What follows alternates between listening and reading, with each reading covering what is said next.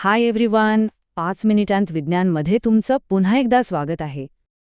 आज आपण एका जबरदस्त प्रवासावर निघालोय. विचार करा, तब्बल 13.8 अब्ज वर्षांचा म्हणजे पूर्ण विश्वाचा इतिहास आपण फक्त काही मिनिटात पाहणार आहोत. आणि हा प्रवास इतका वेगवान आहे ना की इथला प्रत्येक सेकंड म्हणजे तब्बल 2.5 कोटी वर्ष. आणि या एवढ्या मोठ्या टाइमलाईनवर आपण म्हणजे मानव तर अगदी शेवटच्या क्षणाला येतो. तर मग चला वेळेत मागे जाऊया, एकदम सुरुवातीला, त्या क्षणी जिथून सगळं काही सुरू झालं. हो, बिग बँगच्या क्षणापासून, जिथे आपलं विश्व जन्माला आलं. आणि विश्वाचा जन्म झाला. पण सुरुवातीला माहितीये, ते फक्त ऊर्जा, वायू आणि धुळीचे मोठेच्या मोठे ढग होते. मग एंट्री झाली ग्रॅव्हिटीची, म्हणजे गुरुत्वाकर्षणाची, आणि त्याने आपली जादू दाखवायला सुरुवात केली. ह्याच ढगांमधून त्याने पहिले तारे घडवले आणि मग त्या ताऱ्यांना एकत्र आणून पहिल्या आकाशगंगा म्हणजे गॅलेक्सीज तयार केल्या. आणि इथेच आपल्याला भेटतोय आपल्या आजच्या कथेचा खरा हिरो किंवा विलन, गुरुत्वाकर्षण. कारण त्याची भूमिका ना ती दुहेरी आहे. तो विश्वाचा महान निर्माता आहे आणि तितकाच मोठा विनाशक सुद्धा. हे वाक्य बघा, किती परफेक्ट आहे. गुरुत्वाकर्षण एक निर्माता आहे, तोच विनाशकही आहे. का? कारण तो कधीच थांबत नाही, तो अथक आहे.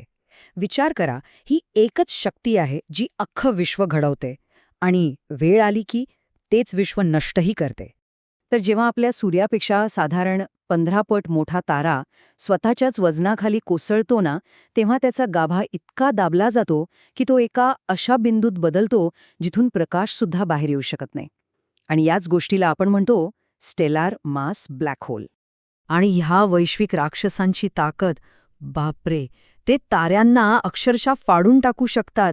त्यांच्यावरचं मॅटर खेचून घेतात, त्याला प्रचंड गरम करून आपल्याभोवती फिरवतात आणि त्यातून ऊर्जेचे मोठमोठे झोत बाहेर फेकतात. पण त्यांच्या आत काय आहे? हे मात्र कायम एक रहस्यच राहतं. पण गंमत म्हणजे हा विनाशच नव्या निर्मितीला जन्म देतो.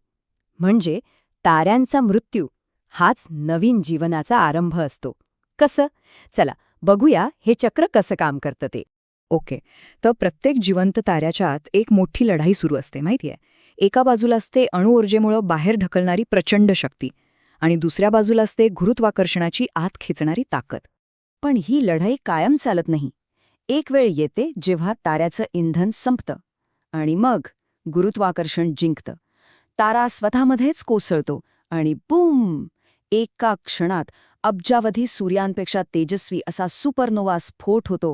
आणि ह्या महास्फोटातून त्या ताऱ्याने आयुष्यभर बनवलेले सगळे जड घटक म्हणजे सोने, चांदी, लोह हे सगळं अवकाशात फेकलं जातं. आणि इथेच निसर्गाचं एक सुंदर चक्र सुरू होतं. मिलेल्या ताऱ्यांच्या याच अवशेषांमधनं नवीन तारे जन्माला येतात. आणि ही गोष्ट आपल्यासाठी खूप महत्वाची आहे, कारण याच वैश्विक पुनर्जन्माच्या प्रक्रियेतून आपण बनलो आहोत.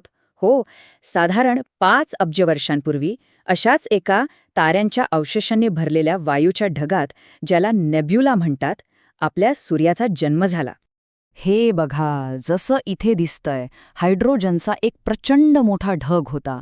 गुरुत्वाकर्षणाने तो एकत्र यायला लागला आणि त्यातून एका नवीन ताऱ्याच्या जीवनचक्राची सुरुवात झाली. आपला सूर्य जन्माला आला आणि त्याच्या आजूबाजूला जी काही धूळ उरली होती ना, त्यातून ग्रह तयार झाले आणि त्यातच होती आपली पृथ्वी. पण सुरुवातीची पृथ्वी आजच्यासारखी अजिबात नव्हती. ती तर अक्षरशः वितळलेल्या लावारसाचा एक धगधगता गोळा होती. इथलं वातावरण जीवसृष्टीसाठी पूर्णपणे अशक्य होतं. सगळीकडे फक्त आणि फक्त ज्वालामुखी होते.